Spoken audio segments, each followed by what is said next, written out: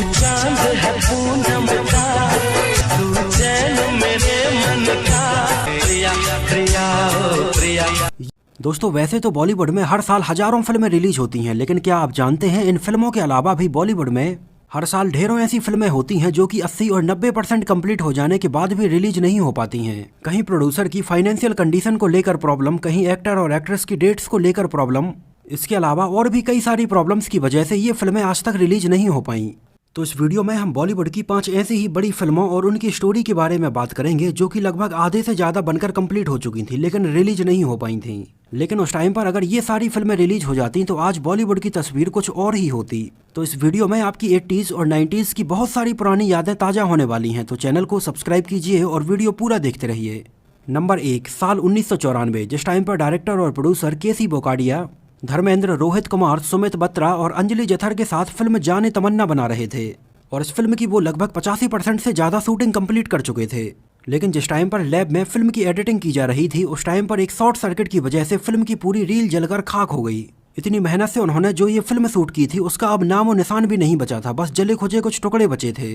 और पूरी फिल्म की रील इस तरह से अचानक जल जाने के बाद केसी बोकाडिया को काफी लॉस हुआ और अब फिल्म की शूटिंग से रिलेटेड केसी बोकाडिया के पास कुछ भी नहीं बचा था।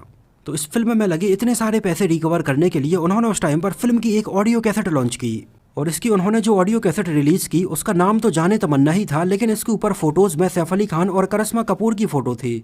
हालांकि उस टाइम पर इस ऑडियो कैसेट के ऊपर केसी बोकाडिया ने सैफ अली खान और करिश्मा कपूर की फोटो केवल इसलिए यूज की थी जिससे कि उस टाइम पर लोगों को ऐसा लगे कि सैफ अली खान और करिश्मा कपूर की ये नई फिल्म आ रही है, जबकि ऐसा कुछ भी नहीं था। लेकिन इसकी वजह से उनकी ऑडियो कैसेट से काफी सेल हो गई थी और फिल्म के गाने भी 90s में लोगों के बीच में काफी पॉपुलर हुए थे।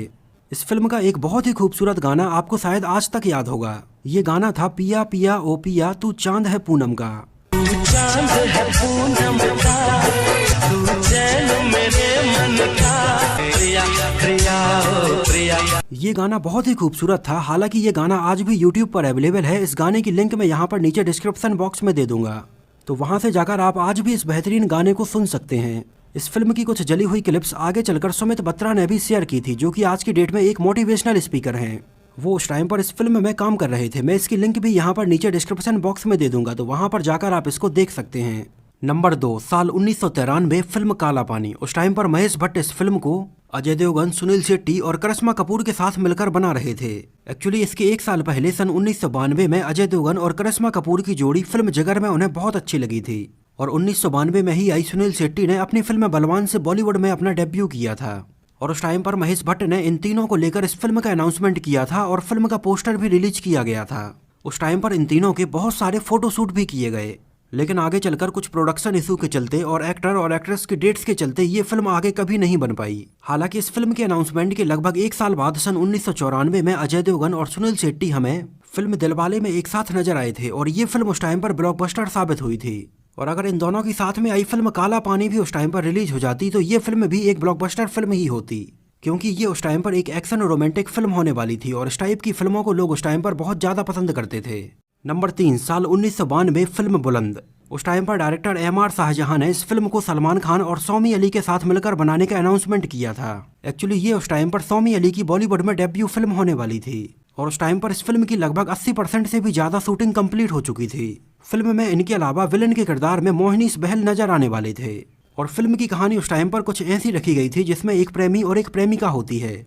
दोनों एक दूसरे से बहुत ज्यादा प्यार करते हैं, लेकिन आगे चलकर कुछ विलन मिलकर प्रेमिका का रेप कर देते हैं और प्रेमी को अंधा बना देते हैं और बाद में प्रेमी अंधा होने के बावजूद भी एक एक करके इन सब से अपना बदला लेता है। लेकिन उस टाइम पर इस बेहतरीन कहानी के साथ ये फिल्म बन नहीं पाई थी, क्योंकि फिल्म की लगभग 80% शूटिंग कंप्लीट हो जाने के बाद ही फिल्म के प्रोड्यूसर रफी काजी की एक हार्ट अटैक में मृत्यु हो गई थी और उनकी अचानक से हुई मृत्यु के बाद ये फिल्म काफी फाइनेंशियल प्रॉब्लम से गुजरने लगी। डिस्ट्रीब्यूटर्स अपना पैसा वापस मांगने लगे, क्योंकि उन्हें ये समझ में आ गया था कि अब ये फिल्म बनकर कंप्लीट नहीं हो पाएगी या फिर बनेगी भी तो बहुत ज्यादा डिले हो जाएगी। इस वजह से फिल्म को कंप्लीट होने में बची 20% शूटिंग आगे चलकर कभी नहीं हो पाई और ये फिल्म बीच में ही बंद हो गई थी। इस फिल्म की शूटिंग उस टाइम पर इंडिया और नेपाल की बहुत ही खूबसूरत लोकेशंस पर की जा रही थी और इस फिल्म की शूटिंग के दौरान ही सलमान खान और सौमी अली के बीच में प्यार बढ़ने लगा था और उस टाइम पर इन दोनों के बीच में अफेयर्स की खबरें मीडिया में भी सामने आने लगी थीं। और आज भी वैसे सौमी अली को ज्यादातर सलमान खान की गर्लफ्रेंड के तौर पर ही याद किया जाता है और सन 1992 में इस फिल्म के बंद हो जाने के बाद इसके 2 साल बाद सन 1994 में सौमी अली ने सुनील शेट्टी के साथ फिल्म अंत से अपना बॉलीवुड डेब्यू किया था। हालांकि उस टाइम पर आने वाली फिल्म बुलंदी की कुछ कहानी आगे चलकर ऋतिक रोशन की फिल्म काबिल में भी हमें देखने के लिए मिली थी, जहां पर भी एक अंधा आशिक एक एक करके सारे विलेन से अपना बदला लेता है। नंबर 4, साल 1992 फिल्म टाइम मशीन। उस टाइम पर बॉलीवुड के जाने माने डायरेक्टर शेखर कपूर ने टाइम ट्रेवल पर बेस्ड एक फिल्म टाइम मशीन का अनाउंसमेंट किया था, जिसमें आमिर खान, रवीना टंडन, नसरुद्दीन शाह और रेखा जैसे एक्टर्स नजर आने वाले थे। अर्ली 90s में टाइम ट्रेवल का कंसेप्ट बॉलीवुड के लिए एकदम नया था। उस टाइम पर इस टाइप की फिल्में बॉलीवुड में नहीं आती थीं। उस टाइम पर बॉलीवुड की इतनी अलग हटकर फिल्म के फोटोशूट कंप्लीट किए गए, पोस्टर रिलीज किए गए और लगभग 75% तक फिल्म की शूटिंग कंप्लीट हो गई थी। फिल्म की कहानी कुछ ऐसी रखी गई थी जिसमें विजय आनंद, जो कि एक साइंटिस्ट होते हैं और एक टाइम मशीन बनाते हैं, और आमिर खान उस टाइम मशीन के जरिए 1990 से 1960 में जाते हैं और अपने माता पिता नसरुद्दीन शाह और रेखा से मिलते हैं। फिल्म टाइम मशीन उस टाइम पर बॉलीवुड में बन रही मोस्ट अवेटेड फिल्मों में से एक थी। एक्चुअली बॉलीवुड में उस टाइम पर ये साइंस फिक्शन फिल्में बनाने का कारनामा शेखर कपूर ही कर सकते थे, जो कि इसके पहले भी सन 1987 में मिस्टर इंडिया के नाम से एक ऐसी ही फिल्म बना चुके थे, जिसमें अपने हाथ पर एक वॉच पहनते ही आदमी गायब हो जाता है और एक लाल कांच के जरिए बस दिखाई देता है। उनकी फिल्म मिस्टर इंडिया आज बॉलीवुड की कल्ट फिल्मों में गिनी जाती है, और अगर उस टाइम पर शेखर कपूर की ये फिल्म टाइम मशीन भी बनकर कंप्लीट हो पाती तो ये कुछ नया ही इतिहास रचती। लेकिन एक्चुअली उस टाइम पर शेखर कपूर काफी पॉपुलर हो गए थे और उन्हें हॉलीवुड से भी बहुत सारी फिल्मों के ऑफर आने लगे थे। इस वजह से वो उस टाइम पर इस फिल्म को बीच में ही छोड़कर अमेरिका चले गए और ये फिल्म फाइनेंशियल प्रॉब्लम से गुजरने लगी और आगे कभी ये फिल्म बनकर कंप्लीट ही नहीं हो पाई। हालांकि एक बार सन 2008 में शेखर कपूर ने अपने एक इंटरव्यू के दौरान इस फिल्म की कहानी को एक बार फिर से बनाने का अनाउंसमेंट किया था, लेकिन उसके बाद भी उनकी इस कहानी का आता पता नहीं चला और ये कहानी एक ठंडे बस्ते में चली गई। हालांकि कुछ ठीक ऐसी ही कहानी पर बेस्ड सन 2010 में अक्षय कुमार और ऐश्वर्या राय की एक फिल्म एक्शन रिप्ले के नाम से रिलीज हुई थी, जिसमें भी आदित्य रॉय कपूर टाइम ट्रेवल के जरिए अपने माता पिता से मिलने के लिए जाते हैं। हालांकि फिल्म एक्शन रिप्ले के पहले भी सन 2003 में एक कॉमेडी फिल्म फंटूस के नाम से रिलीज हुई थी, जो भी बॉलीवुड में बनी बहुत ही डिफरेंट कंसेप्ट पर बेस्ड फिल्म थी और लोगों ने इसको बहुत ज्यादा पसंद किया था। चिका पिका रिका इनामिना डिका चिका पिका रिका बोला ना इनामिना डिका चिका पिका रिका। ये देखो मेरा नया आविष्कार। चिका पिका हम लोग किधर है? चांदपुरा। ये 10वीं सदी के राजा बबूशा की रियासत। अगर आप फिल्म फंटूस से जुड़े बहुत सारे अननोन फैक्ट का वीडियो देखना चाहते हैं तो हमारे चैनल में देख सकते हैं। फिल्म फंटूस के अननोन फैक्ट का एक डिटेल वीडियो मैंने ऑलरेडी बनाया हुआ है। नंबर 5, साल 1997 और उस साल की मोस्ट अवेटेड फिल्म 10। सन 1997 में डायरेक्टर मुकुल एस आनंद सलमान खान और संजय दत्त को साथ में लेकर फिल्म 10 बना रहे थे। फिल्म में सलमान खान और संजय दत्त की जोड़ी उनकी सन 1991 में आई फिल्म साजन के बाद एक बार फिर से नजर आने वाली थी। फिल्म 10 उस टाइम तक बॉलीवुड में बन रही बहुत ही बड़े बजट की फिल्म थी। फिल्म की कहानी रॉ एजेंट्स पर बेस्ड थी और उस टाइम के हिसाब से फिल्म में बेस्ट एक्शन सीक्वेंस प्लान किए गए थे। फिल्म में संजय दत्त कैप्टन राजा सेठी और सलमान खान कैप्टन जीत शर्मा के किरदारों में थे।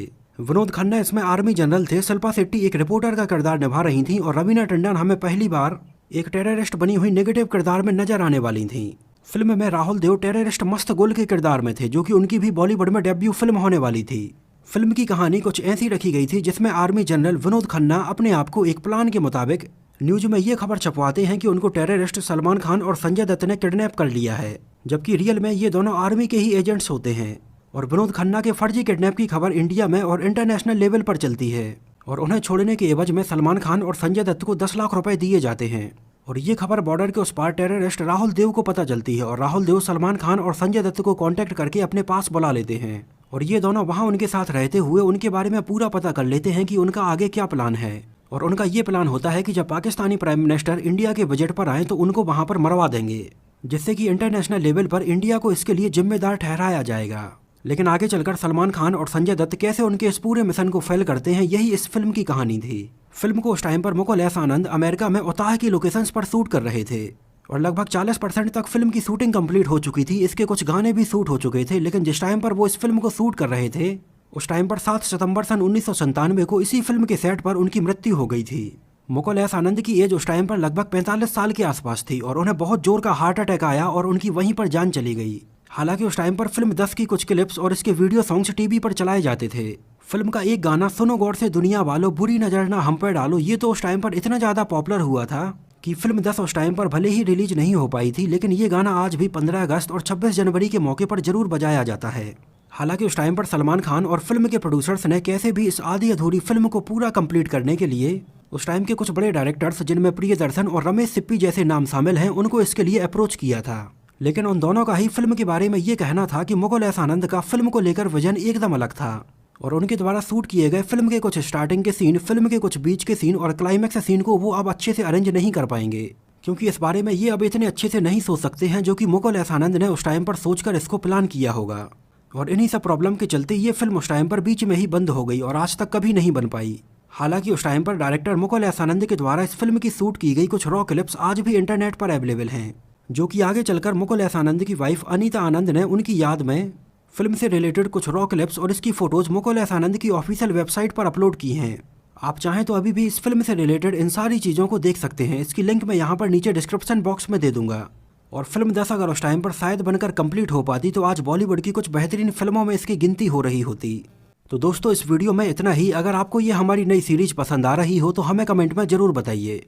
और अगर आप आज भी बॉलीवुड की कुछ ऐसे ही अनरिलीज्ड फिल्मों के साथ हुई ट्रेजेडी के बारे में जानना चाहते हैं तो हमें कमेंट में जरूर बताइए, क्योंकि उस टाइम पर बनाई जा रही ये सारी फिल्में अगर बनकर कंप्लीट हो जाती तो आज बॉलीवुड की तस्वीर कुछ और ही होती। और अगर ये वीडियो आपको पसंद आया हो, मेरी मेहनत आपको पसंद आई हो, तो इसको प्लीज़ लाइक करके मुझे इस बात का जवाब जरूर दीजिए। तो मिलते हैं किसी नए वीडियो में बॉलीवुड की कुछ ऐसी ही फिल्मों की चर्चा के साथ जो कि किसी न किसी कारण की वजह से कंप्लीट नहीं हो पाई थीं। इसी सीरीज के और भी बहुत सारे वीडियोस हम बहुत ही जल्दी चैनल पर अपलोड करने वाले हैं, तो इसको सब्सक्राइब कीजिए और हमारे साथ जुड़े रहिए।